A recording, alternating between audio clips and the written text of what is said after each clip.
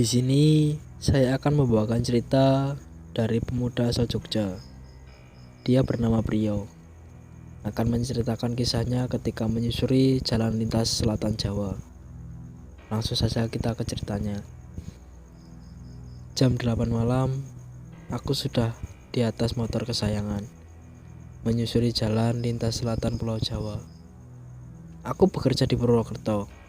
Malam Jumat ini, aku harus pulang ke Jogja karena ayah masuk rumah sakit. Bukan kebiasaanku untuk pulang mendadak seperti ini. Jadwal pulang biasanya 2 minggu atau malah 1 bulan sekali. Tapi ini harus aku jalani.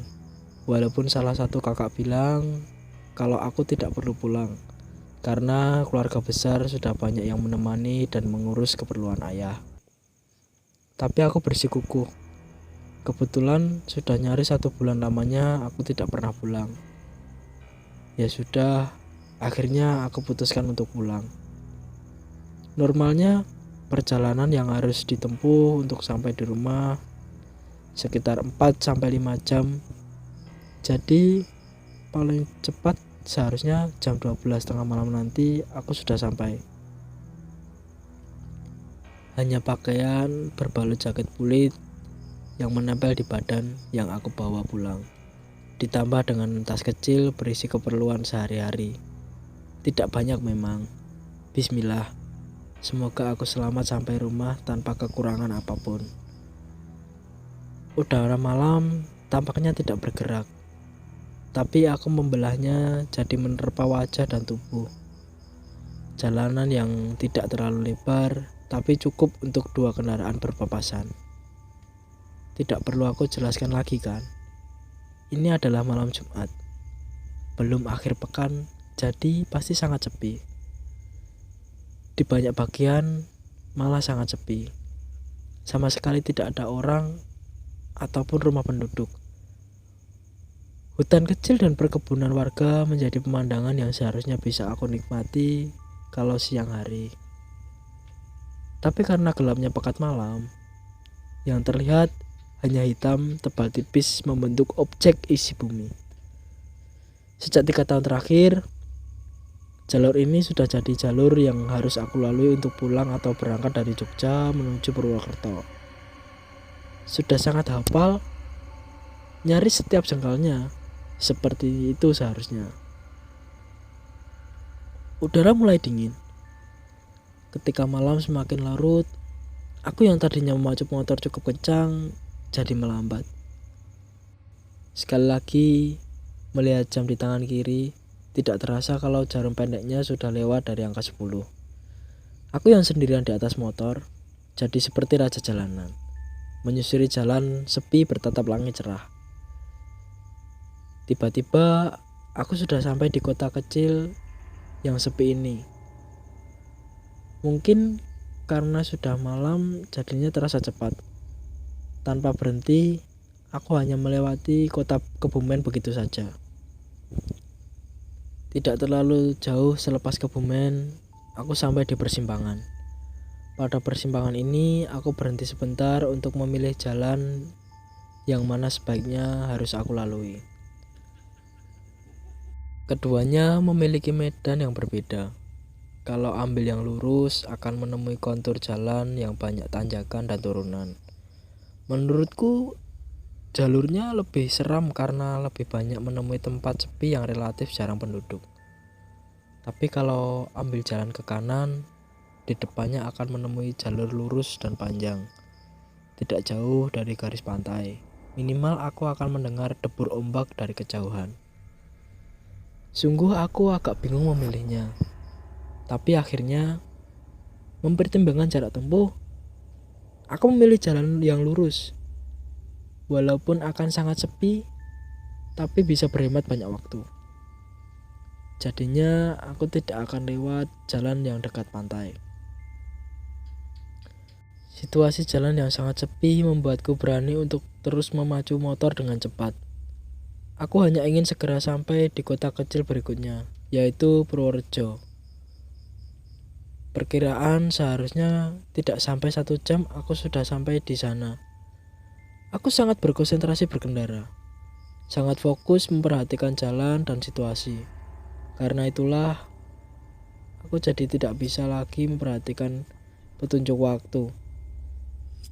Tidak tahu sudah jam berapa, hanya bisa mengira-ngira. Sepertinya sudah hampir jam 11. Sepertinya sudah setengah jalan menuju Purworejo. Begitu isi pikiranku. Sempat beberapa kali ada keraguan. Beberapa kali aku memperhatikan jalan dan sekitarnya. Aku tidak mengenali. Seperti baru pertama kali ini melintas di jalan ini. Mungkin karena ini malam hari. Biasanya kan aku lewat sini ketika masih ada matahari. Aku mencoba berpikir positif dan terus melaju motorku dengan kencang. Tapi walaupun begitu, aku terus saja memacu kendaraan, terus melaju menyusuri jalan disertai ragu yang semakin lama semakin tebal. Aku semakin ragu. Semakin banyak bagian jalan dan pemandangan yang tidak aku kenal. Seperti belum pernah melintasi jalan ini. Tapi aku terus coba meyakinkan diri. Karena sedari tadi tidak menemukan persimpangan. Semuanya jalan lurus satu jalur. Aku tidak pernah berbelok ke kanan atau ke kiri. Dengan begitu, seharusnya sudah ada jalan dan menuju arah yang benar. Perlahan memperlambat laju motor sambil memperhatikan jalan mencari tempat atau bagian yang mungkin aku kenali. Ternyata tidak. Aku sama sekali tidak kenal daerah ini. Aku sepertinya tidak pernah lewat jalan ini. Kok bisa? Kenapa ini bisa terjadi? Semakin pelan aku maju motor, aku menyerah. Lalu berniat akan mencari penduduk setempat untuk bertanya apakah aku tersesat atau tidak. Tapi aku tidak melihat seorang pun dan tidak melihat warung atau toko kecil yang masih buka. Semuanya sepi. Walau beberapa kali ada rumah penduduk, tapi keadaannya sudah gelap. Pintu dan jendelanya sudah tertutup rapat. Penghuninya pasti sudah tidur. Aku tidak tega untuk mengetuk dan membangunkannya. Sampai akhirnya, di kejauhan, aku melihat ada warung kecil yang sepertinya masih buka. Ada cahaya dari dalam bersinar sedikit keluar. Syukurlah, jadi ada tempat untuk bertanya. Buru-buru aku tancap gas supaya cepat sampai di sana.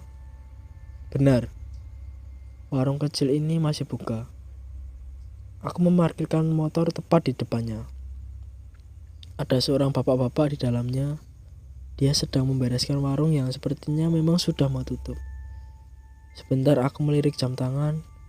Ternyata sudah jam 11 lewat. Permisi pak, selamat malam. Maaf mengganggu. Tanyaku membuka percakapan. Oh iya mas, ada apa ya? Jawab bapak itu dengan mata berbinar. Mau tanya pak, apa ini benar jalan menuju Purworejo?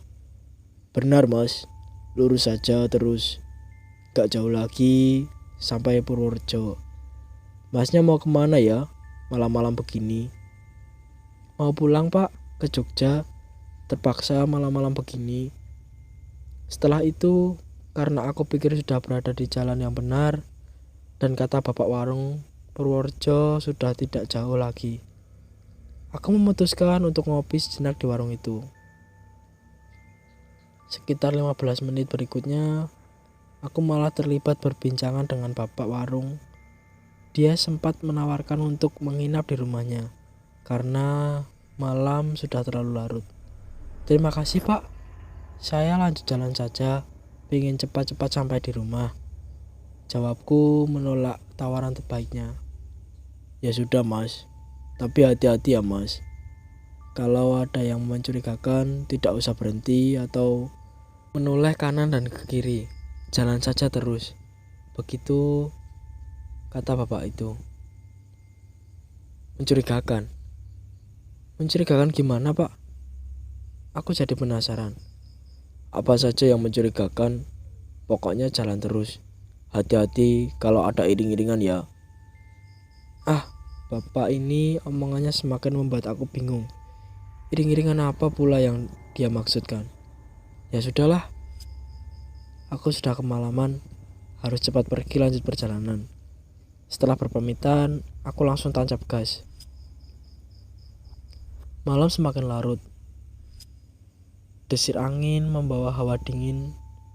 Jaket yang aku kenakan sepertinya sudah kehilangan khasiatnya. Aku mulai merasa kedinginan. Tapi tidak ada jalan lain. Aku terus melaju dengan kecepatan sedang. Entah kenapa, aku merasa kalau jalanan semakin lama semakin mencekam. Semakin merasa seperti itu ketika memperhatikan kalau sudah entah berapa menit yang lalu aku tidak melihat ada rumah penduduk atau bangunan lain. Kanan dan kiri jalan hanya ada hutan kecil atau perkebunan luas. Rasa khawatir semakin bertambah ketika melihat kalau perlahan kabut tipis mulai turun. Pekatnya mulai menutupi jalan dan sekitarnya.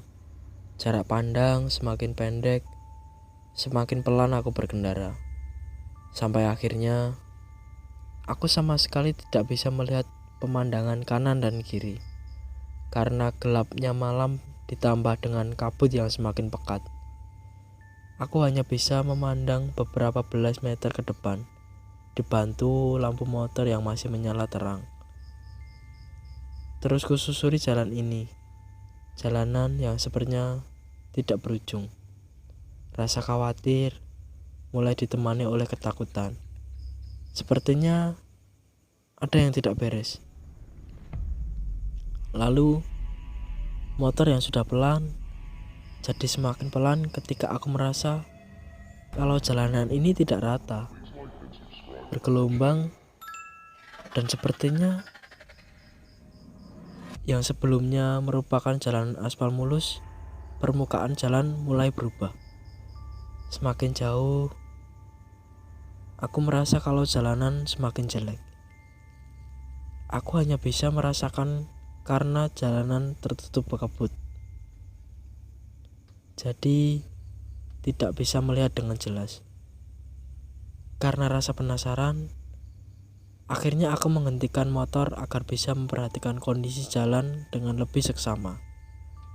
Aku terkejut setelah mengetahui kalau ternyata jalanan ini bukan jalanan aspal, tapi jalanan tanah. Jalan tanah kering bergelombang. Ya Tuhan, di mana ini? Aku bertanya-tanya dalam hati. Jelas saja aku bingung. Kenapa tiba-tiba sudah melintas di atas jalan tanah? Perasaan jalanan yang sebelumnya aku lewati tidak melintas persimpangan, kenapa bisa sampai di daerah seperti ini? Daerah hutan yang sama sekali tidak aku kenal. Aku kebingungan, duduk di atas motor, dan aku terdiam. Ada dua pilihan. Terus melaju, atau berputar balik kembali menuju jalan sebelum ini. Perlahan aku melihat kanan dan kiri, hingga akhirnya di pepohonan rindang sebelah kiri jalan ada yang menarik perhatian. Sekitar 15 meter di depan, aku melihat ada sesuatu yang sedang bergerak dari balik pepohonan, berjalan menuju jalan yang sedang aku lintasi ini. Apa itu? Aku bertanya dalam hati, lalu mengarahkan lampu motor ke sana.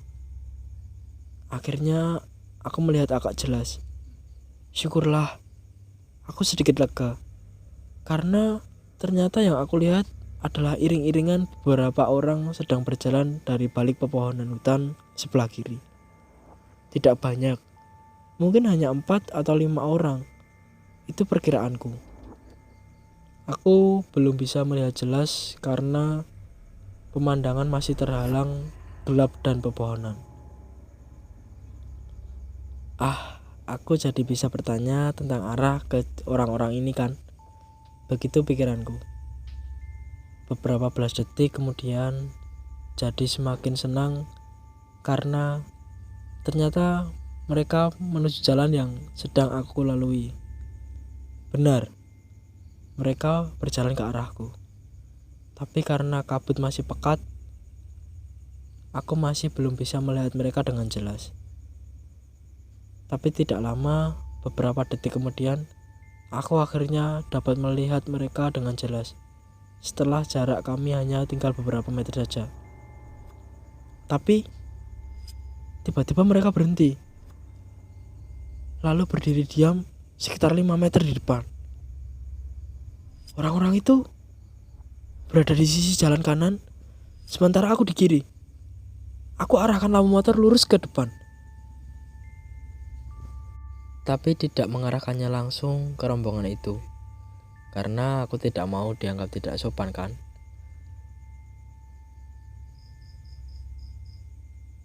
Itulah kenapa pada detik ini aku masih juga belum bisa melihat mereka dengan jelas. Yang aku tahu mereka sedang berbaris ke belakang di depanku. Rasa penasaranku mulai memuncak. Perasaan mulai tidak enak. Kenapa mereka tadi tiba-tiba berhenti lalu berdiri diam dan tidak lanjut melangkah? Karena itulah akhirnya aku nekat untuk mengarahkan lampu motor ke arah mereka. Saat itulah aku melihat semuanya. Melihat pemandangan yang sangat seram. Tempat yang aku sama sekali tidak kenal. Ternyata mereka ada 6 orang.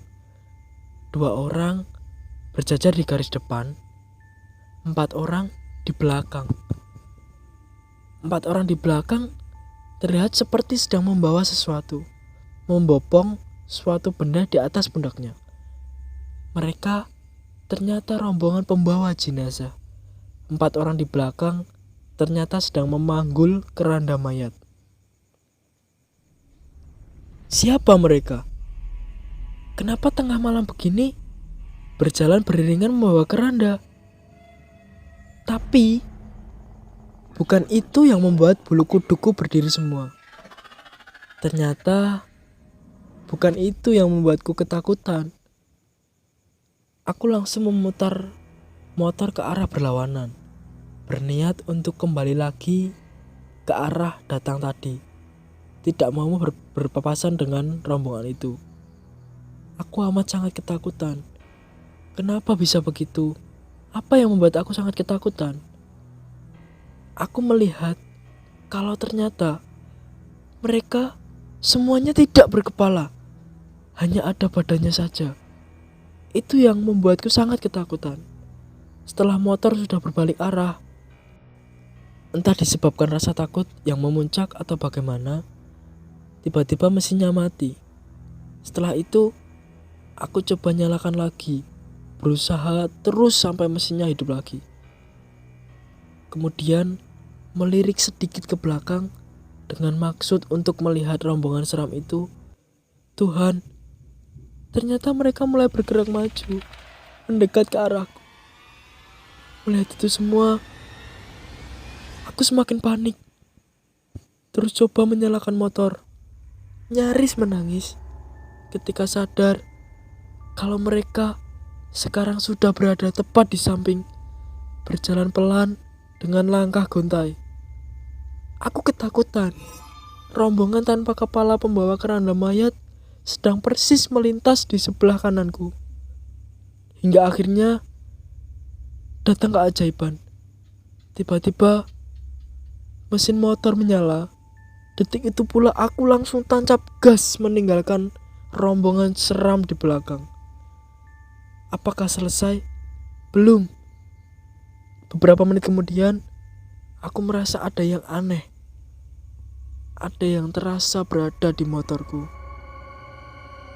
Kali ini, sepertinya lebih berat. Aku merasa kalau beban motor jadi bertambah. Seperti ada yang sedang membonceng di jok belakang. Sepertinya aku sedang tidak sendirian lagi. Mencoba melirik kaca spion, aku melihatnya, tapi tidak terlalu jelas. Sekilas, ternyata benar.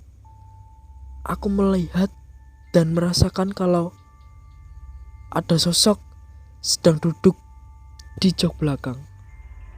Semakin ketakutan, rentetan bait doa kubaca dalam hati. Motor terus kupacu ke arah mana yang aku tidak tahu itu entah jalan yang benar atau salah. Aku hanya ingin pergi dari tempat seram itu. Kira-kira 2 atau 3 menit kemudian, jantungku seperti berhenti berdetak ketika merasakan ada tepukan pelan di pundak. Kemudian, perlahan aku menghentikan motor. Sambil menangis, aku merasa kalau penumpang gelap yang duduk di belakang turun dari motor. Dan dengan bodohnya, setelah itu aku malah menoleh ke arahnya. Ternyata benar. Di sebelah kiri, aku melihat ada sosok yang sedang berdiri. Dia berdiri diam, mematung, tanpa kepala. Tanpa pikir panjang, aku langsung tancap gas. Tidak lama, sekitar beberapa menit, akhirnya aku kembali menuju jalan beraspal. Jalan aspal yang kali ini aku bisa mengenalinya. Kemudian aku terus melaju pulang sampai akhirnya pada jam 2 dini hari aku sampai di rumah dengan selamat. Sungguh merupakan kejadian seram yang tidak akan aku lupakan selama hidup.